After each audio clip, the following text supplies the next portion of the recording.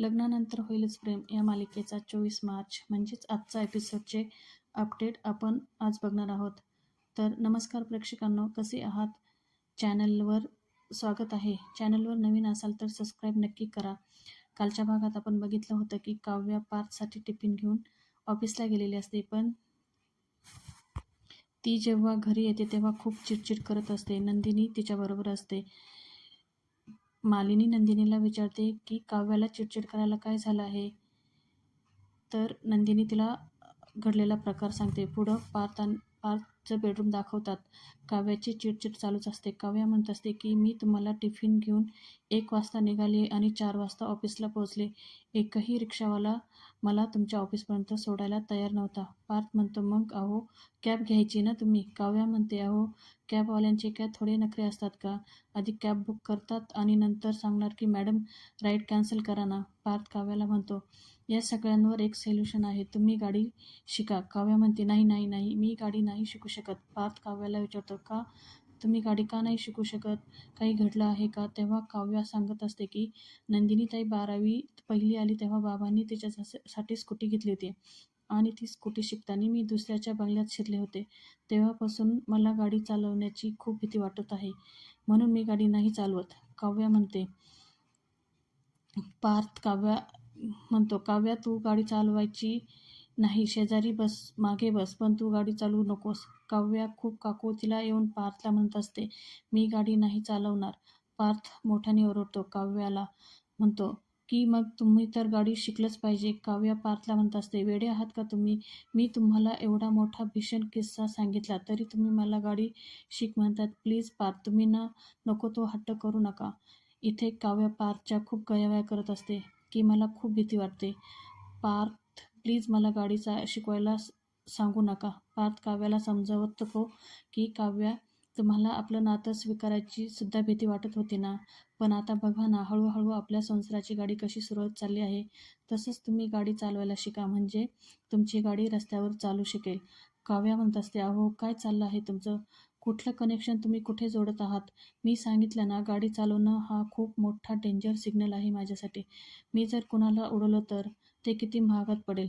पार्थ, तुम्हाला कळत नाही का? पार्थ काव्याला समजावत असतो. तो म्हणतो, त्या दिवशी जर मी श्रीखंड बनवायला नाही म्हणाला असतो, मला जमत नाही, मला नाही जमणार बनवायला, तर जमलं असतं का सांगा?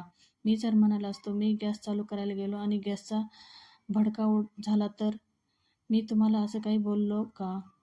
दिलं का तुम्हाला काही उदाहरण? पार्थ म्हणतो, काव्या, माझी आई म्हणते की माणसाने नेहमी प्रयत्न करत राहिलं पाहिजे. मग काव्याला आठवतं की मालिनी काव्याला म्हणत असते की तू प्रयत्न केले म्हणूनच हा दिवस आपल्याला दिसला आहे. मग काव्या मालिनीला म्हणत असते, प्रयत्न करत राहिलं पाहिजे आपण. पार्थ पुढे काव्याला म्हणत असतो की हे बघा, त्या दिवशी मला हॉकी स्टिकने मार बसणार होता, हॉकी स्टिकने माझ्यावर वार होणार होता, तो तुम्ही झेलला ना. समजा तो वार तुम्ही झेलला नसता आणि तो वार माझ्या डोक्याला लागला असता, मी जखमी झालो असतो आणि तुमच्या कुशीत जर माझा प्राण सोडला असता तर तुम्ही आयुष्यभर स्वतःला कोसत बसला असता ना, की मला गाडी चालवता आली असती तर मी पार्थला दवाखान्यात घेऊन गेले असते, पार्थचा जीव वाचवला असता. काव्या पार्थचं असं बोलणं ऐकून एक सणकण त्याच्या थोबाडीत मारते आणि म्हणते, काय बोलताय तुम्ही? वाटेल ते काय बोलताय तुम्ही? तुम्ही एवढा निगेटिव्ह विचार केलेला चालतो का? पार्थमध्ये बोलायला जातो तर काव्या त्याला बोलू देत नाही आणि म्हणते, गप्प बसा तुम्ही. मी बरं तुम्हाला काही होऊ देईल आणि जर तुम्हाला काही झालं तर मी तुम्हाला हॉस्पिटलमध्ये घेऊन जाईन ना हो. पार्थ म्हणतो, अहो मग त्यासाठी तर तुम्हाला गाडी शिकवावीच लागेल ना. बोलता बोलता काव्या म्हणते, शिकेल मी गाडी. पार्थ म्हणतो, हो व्हेरी गुड. काव्या लाडात येऊन पार्थला म्हणत असते, मी गाडी शिकेल, पण एकटी नाही शिकणार. तुम्ही मला गाडी शिकवावा, कारण माझ्याकडून जर काही चूक झाली तर मी ती चूक कोणावर ढकलणार ना. पार्थ म्हणतो, मी आहे ना. पार्थ काव्याला पण असतो की उद्यापासून काव्याचे ड्रायव्हिंग क्लास सुरू. काव्या हात जोडून पार्थला म्हणत असते, मला सांभाळून घ्या प्लीज. पार्थ म्हणतो, हो तुम्हाला मी आयुष्यभर सांभाळून घेणार, हात नाही सोडणार, साथ नाही सोडणार. काव्या पार्थला विचारत असते की पार्थ, तुम्ही कशी शिकला गाडी? दुसऱ्या सीनमध्ये दाखवतात जेव्हा लहान बाळाचा गेटअप करतो, डोक्याला कपडा बांधून, गालावर काजळाचे टिपके आणि तोंडात अंगठा धरून नंदिनीजवळ आलेला असतो. नंदिनी जीवाचा हा अवतार बघून खूप हसते. नंदिनी जीवाच्या तोंडातून अंगठा काढते तर जीवा लहान बाळासारखा रडायची ॲक्टिंग करतो. नंदिनी पुन्हा अंगठा तोंडात देते. जीवा मग हाताने. वसू आत्या म्हणतात, अगं त्याला का उशीर होणार आहे? त्याने तुला काही सांगितलं का? नाही. स्वतः. वसू आत्या म्हणतात, तो का तुला काही सांगेल? तसंही तो तुझ्याशी आता काहीच शेअर करत नाही. रम्या म्हणते, तो करत नसेल ग, पण त्याची ती करते ना. वसू आत्या म्हणतात, अगं ती म्हणजे? तर रम्या म्हणते, अगं त्याची तात्पुरती बायको. आणि इथे दोघी खूप हसतात. वसू आत्या रम्याला म्हणत असतात, अगं रम्या तू पण काय टायटल दिलं आहे ग, त्याची तात्पुरती बायको. वसू आत्या रम्याला म्हणतात, एक छान आयडिया आहे ना, आपण ह्या नावाचं एक नाटक करायचं की? दोघेही खूप हसतात आणि म्हणतात, आई काय ग तुझं? वसू आत्या म्हणतात, हो मला खूप आवडलं त्याची तात्पुरती बायको. वसू आत्या म्हणतात, ठीक आहे, पण अगं तुला हे तिने सांगितलं केव्हा? रम्या म्हणते, अगं काल रात्री मी किचनमध्ये कॉफी करायला गेले होते ना, ती पण आली होती पाण्याची बॉटल नेण्यासाठी, तेव्हा तिने मला सांगितलं की पार्थ आजपासून तिला गाडी शिकवणार आहे. वसू आत्या डोक्याला हात लावून म्हणतात, अरे देवा, हे काय त्याने नवीन डोक्यात खूळ घेतलं आहे. रम्या वसू आत्यांना म्हणत असते, आई प्लीज तुला हे माहिती आहे, काव्याला कळू देऊ नको हां, तिने खूप विश्वासाने मला सांगितलं आहे. वसू आत्या काव्याला म्हणतात, डोंट वरी, मी नाही सांगणार. बरं तू तुझं आवर, मी खाली जाते, मला ना खूप भूक लागली आहे, नाश्ता करायचा आहे. पण रम्या एक सांग, विजयच्या घरचे कधी येणार आहे? तेवढं मला सांग. तसं मी मालिनीला पटवलं आहे, पण विक्रमला पण सांगावं लागेल ना, मला हे म्हणून म्हटलं. रम्या म्हणते, ठीक आहे, तू नाश्ता करायला खाली जातात तेवढ्यात रम्याच्या फोनवर मेसेज येतो. रम्या फोन बघते आणि म्हणते, हा कोण आहे? रम्या मेसेज वाचते आणि म्हणते, गॉर्जियस गुड मॉर्निंग. रम्याला कळत नाही कोण आहे. रम्या त्याला परत रिप्लाय करते, कोण आहात तुम्ही? मग तिकडनं व्हॉइस मेसेज येतो. ती मेसेज ऐकते, म्हणते, मिसेस मतकरी, तुम्ही माझा नंबर अजून सेव्ह नाही केला का? मग रम्याच्या लक्षात येतं, अरे हा तर विजय मतकरी. मग ती त्याला लगेच पुन्हा मेसेज करते, सॉरी मी ना काही तुमचं नाव सेव्ह करायची विसरले. रम्या लाडात येऊन म्हणते, mister Matkari very good morning, आणि स्वतःशीच बडबड करते आणि म्हणते, मिसेस मतकरी माय फूट, मी फक्त मिसेस देशमुख होणार आहे, मिसेस रम्या पार्थ देशमुख. पुढे दाखवतात, मिथुन काका डायनिंग टेबलवर असतात. तेथे वसू आत्या येतात आणि विचारतात, हे बाबा, तुला माहिती आहे का मालिनी कुठे आहे? तिच्या दोन्ही सुना कुठे गेल्या आहे? नाश्त्याची काही तयारी आहे का? मिथुन काका म्हणतात, नाही मला नाही माहिती. मग वसू आत्या मिथुनला म्हणतात, अरे तुला माहिती आहे ना? मिथुन काका म्हणतात, अरे बाबा, आज त्यांची एकादशी नाही ना? मिथुन काका म्हणतात, वसू आत्या मला कसं माहिती असणार? त्यांची एकादशी आहे का? संकष्टी आहे का? सोमवार, मंगळवार, बुधवार? मला का कोणी विचारून बाहेर जाणार? मी काय वॉचमॅन आहे का? बरं जाऊ द्या, तुम्हाला भूक लागली आहे ना, कलिंगड खाणार का तुम्ही? वसू आत्या म्हणतात, कलिंगड? अरे मी म्हटलं मला नाश्ता हवा आहे, नाश्ता. नाश्ता म्हणजे काय तुला माहिती आहे का? पोहे, उपमा, थालीपीठ. मिथुन काका त्यांना टाळी देतात आणि म्हणतात, थालीपीठ? बरं झालं वसू आत्या तुम्ही सांगितलं. माझा थालीपीठ हा शब्द केव्हाचा अडला होता. 4 अक्षरी थालीपीठ, ज्ञानपीठ, आडवं थालीपीठ. क्या बात है, छान छान. वसू आत्या त्यांना म्हणतात, माझी मजा घेतोस का तू? मिथुन काका म्हणतात, तुम्हाला जर एवढी भूक लागली आहे ना, तर तुम्ही बनवून घ्या ना नाश्ता तुमचा स्वतःच्या हाताने. वसू आत्या म्हणतात मिथुन काकांना, ए मिथुन, मी कधी स्वतःच्या हाताने नाश्ता बनवलेलं तू कधी बघितलं आहेस का? मिथुन काका म्हणतात, बरोबर आहे, तुम्ही फक्त लोकांना बनवतात. वसू आत्या मिथुनला म्हणतात, मिथुन तू माझ्या नादी लागू नकोस हां, तुला माहिती असेल तर सांग, त्या तिघी कुठे गेल्या आहेत? वसू आत्या म्हणतात, जाऊ दे ना, तुला का विचारत आहे? आणि त्या स्वतःच मालिनी, काव्याला आणि नंदिनीला आवाज देतात. पुढे दाखवतात, पार्थ काव्याला गाडी शिकवण्यासाठी घेऊन जात असतो. खरं तर काव्याचा खूप गोंधळ उडालेला असतो. काव्या घाबरत असते गाडी चालवण्यासाठी. पार्थ तिला गाडी दाखवतो. तुला ही गाडी चालवायची आहे. काव्या म्हणते, अहो देशमुख, तुम्ही सरळ मला ट्रकच का नाही चालवायला सांगत? एवढीशी गाडी का सांगताय मला? पार्थ म्हणतो, छोटीशी गाडी हीच आहे तुम्हाला चालवायला. तुम्हाला हीच गाडी चालवायची आहे, चला.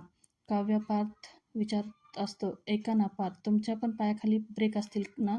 पार्थ म्हणतो, माझ्या पायाखाली म्हणजे? काव्या म्हणते, अहो असं काय करताय, तो माणूस गाडी चालवायला शिकवतो, म्हणजे चालक आणि मालक, त्यांच्या दोघांच्या पायाखाली ब्रेक असतो ना? पार्थ काव्याला, इथे चालकही तुम्हीच आणि मालकही तुम्हीच आहात. मी आपलं तुमच्या शेजारी बसणार आहे. मी तुम्हाला शेजारी बसून मस्त सपोर्ट करणार आहे, कळलं का? चला लवकर.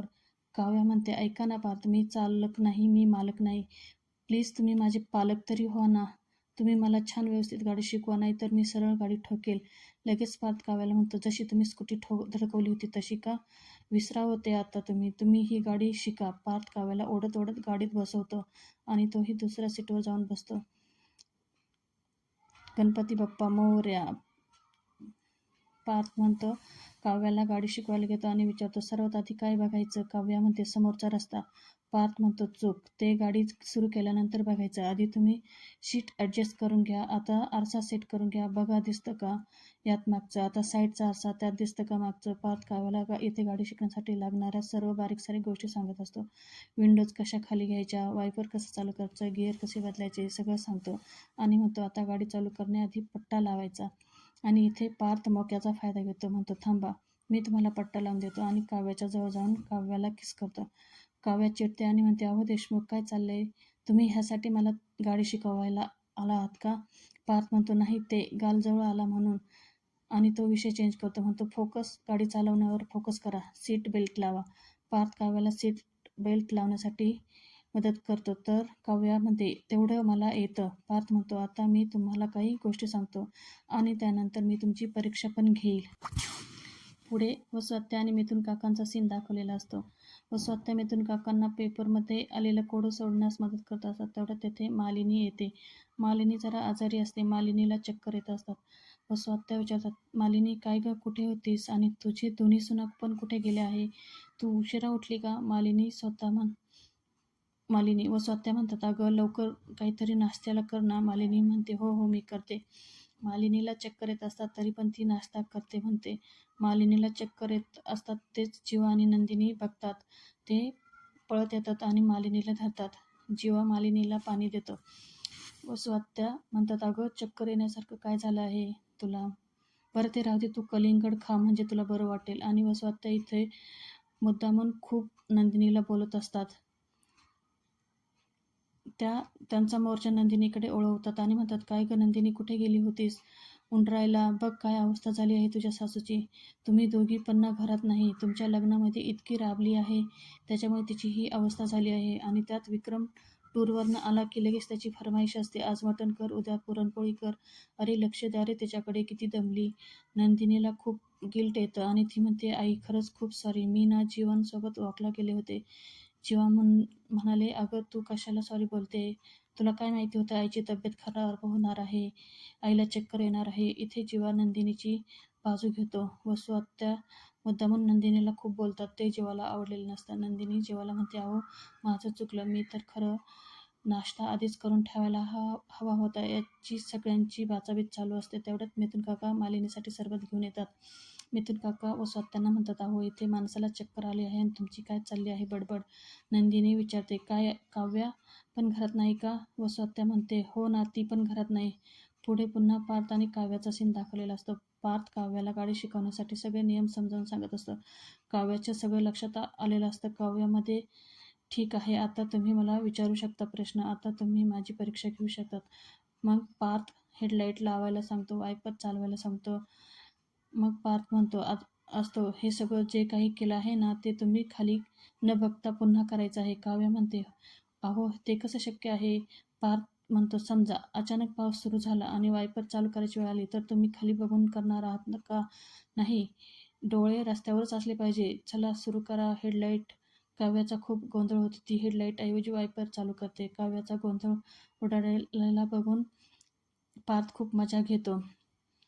तिला काही सुचत नाही. ती कधी हॉर्न वाजवते, कधी वायपर चालू करते, कधी हेडलाईट चालू करते. आणि एवढं सगळं चालू असताना गाडीत गाणं चालू होतं, काळजाची तार आज छेडली, कशी नशिबाने थट्टा आज मांडली. पार्थ मात्र काव्याची खूप मजा घेत असतो. पार्थ खूप हसत असतो. काव्या मग त्याला लटकं मारण्याचं नाटक करतो. पुढे मालिनी तिच्या बेडरूममध्ये दाखवतात. जीवा तिच्याबरोबर असतो. मालिनी म्हणत असते, असं कसं नंदिनीला वाटलं? म्हणजे तिचं वजन वाढलं म्हणून तू तिला सोडून देशील का? जीवा म्हणतो, बघ ना, तरी मी तिला म्हटलं आणि ती इतकी नर्वस झाली होती की कारण कुठल्या तरी बाईच्या नवऱ्याने तिचं वजन वाढलं म्हणून तिला सोडून दिलं होतं. मालिनी म्हणते, अरे मी तुला नेहमी सांगत असते, मस्करीत सुद्धा तिला असं चिडवत जाऊ नका. अरे कुठली गोष्ट कधी कोणाला जिव्हारी लागू शकते माहिती असतं का? जीवा म्हणतो, अगं मी तिला खूप समजावलं आणि आणखीनही समजावत आहे, त्यामुळे जॉगिंगला पण घेऊन गेलो. तेवढ्यात नंदिनी तेथे येते आणि म्हणते, आई तुम्ही काहीच खाल्लं नाही आहे, खाऊन घ्या बरं. आणि नंदिनी मालिनीला कलिंगड देते खायला. वसू आत्या आणि मथुन काकांचा नाश्ता झाला आहे, तुम्ही पण घ्या. नंदिनी जीवाला म्हणते, तुम्ही काय इथं बसले आहात? तुम्हाला मी अंडे उकडून ठेवले आहेत, जा तुम्ही खाऊन घ्या. जीवा नंदिनीला म्हणतो, आणि तू काय खाल्लं आहे? नंदिनी म्हणते, मी काहीतरी. जीवा म्हणतो, हो मला वाटलंच होतं तुझ्यासाठी काहीच बनवलं नसेल. थांब, मी तुझ्यासाठी फ्रेश कलिंगडचा ज्यूस बनवून घेऊन येतो आणि अंडी आपण दोघे मिळून खाऊ. जीवा ज्यूस बनवायला जातो. इथे मालिनी आणि नंदिनीच्या खूप गप्पा गोष्टी दाखवलेल्या असतात. नंदिनी मालिनीला घास भरते. मग मालिनी पण नंदिनीला म्हणते, अगं खा तू पण, फळ आहे आणि याने काही वजन वाढणार नाही. नंदिनी मालिनीची माफी मागते, म्हणते, सॉरी आई, खरंच मनापासून सॉरी. मी जॉगिंगला जाण्याआधीच जीवांना म्हटलं होतं मी नाश्ता करून ठेवते, पण जीवांनी माझं ऐकलंच नाही.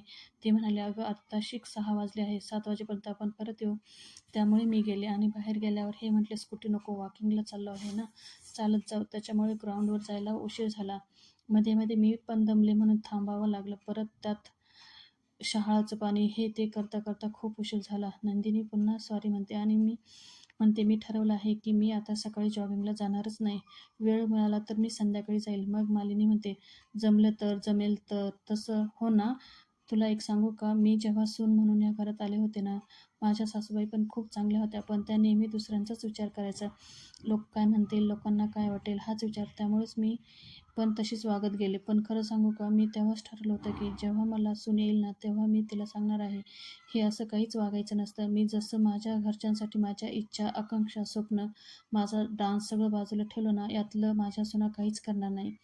तसं सुरुवातीला विक्रमने मला खूप प्रोत्साहन दिलं की कर तुला हवं आहे ते. पण मुलं झाली, वसू आत्या, मंजू आत्या सगळ्या घरात आल्या. माझी मुलं, त्यांची मुलं, सगळा पसारा वाढला. मग माझ्या सगळ्या गोष्टी बाजूलाच ठेवल्या. पण हे सगळं तू काहीच करू नको नंदिनी. आपल्या बायकांचं असं असतं ना, फॅमिली आणि फिटनेसमध्ये आपण नेहमी फॅमिलीलाच महत्त्व देतो आणि फिटनेसला दुय्यम स्थान देतो. आपण फिट असतो तर आपली फॅमिली हिट होणार ना, हे कायम लक्षात ठेव. कळलं ना? नंदिनी, तू स्वतःकडे लक्ष दे, स्वतःचे पण लाड पुरव. त्यात काही चुकीचं नाही. तू कशाला सारखं गिल्ट घेत आहेस? जा बिनधास्त जॉगिंगला जात जा. आणि हो, मला काय रोज चक्कर येणार आहे का?